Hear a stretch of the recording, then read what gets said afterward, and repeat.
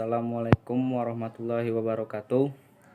Di sini saya akan menjelaskan penjelasan tentang noun. Noun dalam bahasa Inggris adalah komponen part of speech yang berfungsi untuk menyebut benda, baik itu benda fisik, manusia, hewan, tumbuhan, tempat, benda mati, maupun benda abstrak, nama, judul, dan semacamnya.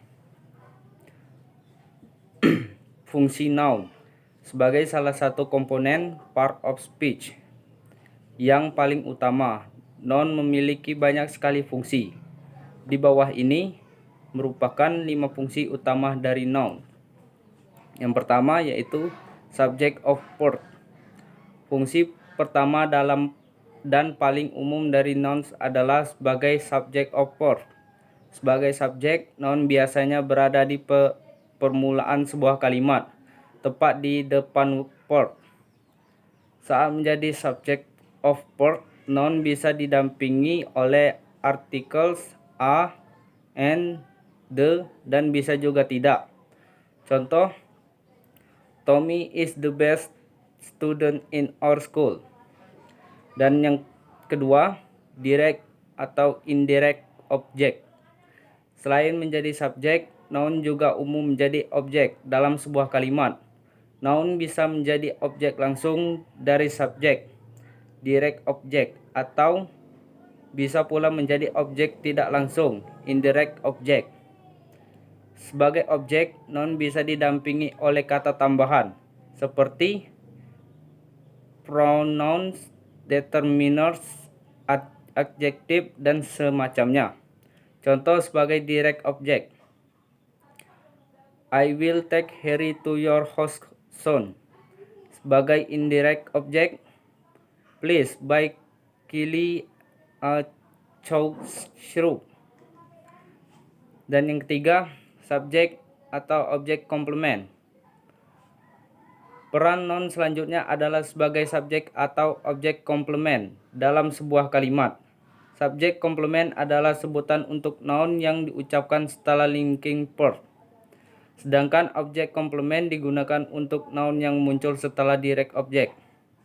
Contoh sebagai subjek komplement, Gray becomes a firefighter.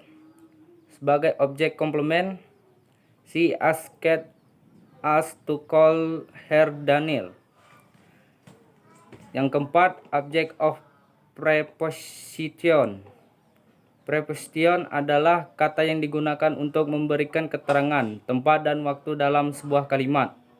Nah, biasanya setelah preposition kamu akan menemukan noun sebagai objek. Contoh, I am shopping at a minimarket. Yang kelima, modifier of noun.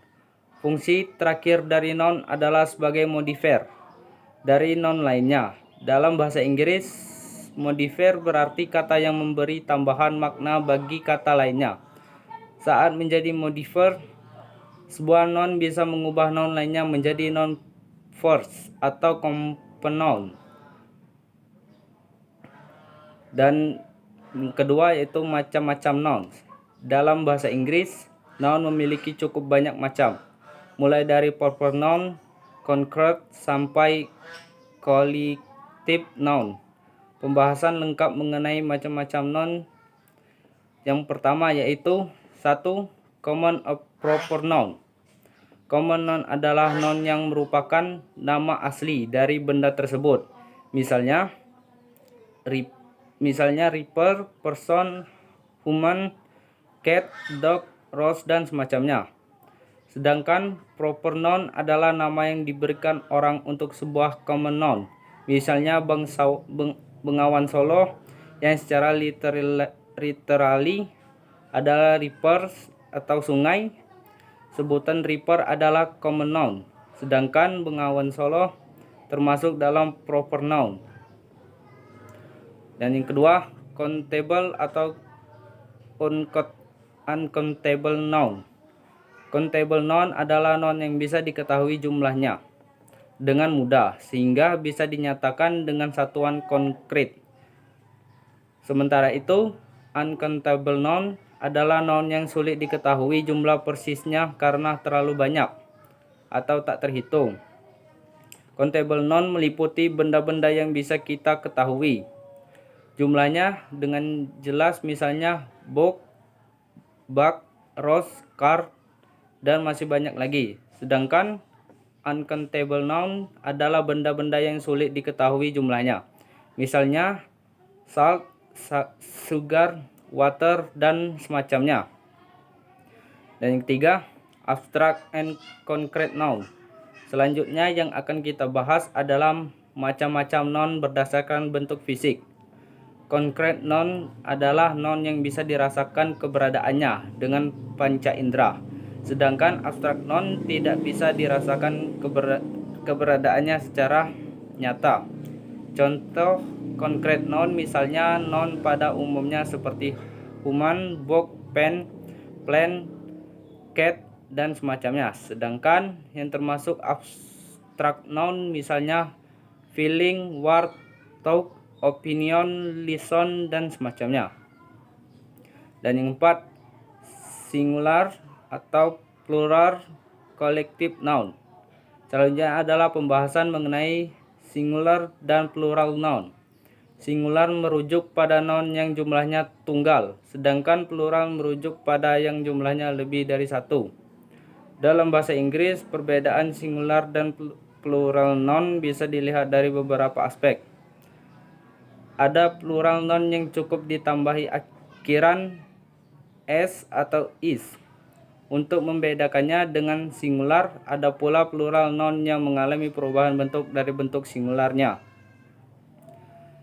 Yang kelima, collective noun. Selain plural dan singular noun, ada pula yang namanya collective noun. Umumnya, collective noun tidak memiliki tanda-tanda plural sebagai yang disebutkan di atas, tapi secara eksplisit jelas noun tersebut memiliki jumlah plural. Karakteristik ini membuat natif UK dan US berbeda pandangan, sehingga ada yang menganggap collective noun sebagai singular dan ada yang menganggap collective noun sebagai plural. Oke, sekian dari pembahasan saya tentang noun. Terima kasih. Wassalamualaikum warahmatullahi wabarakatuh.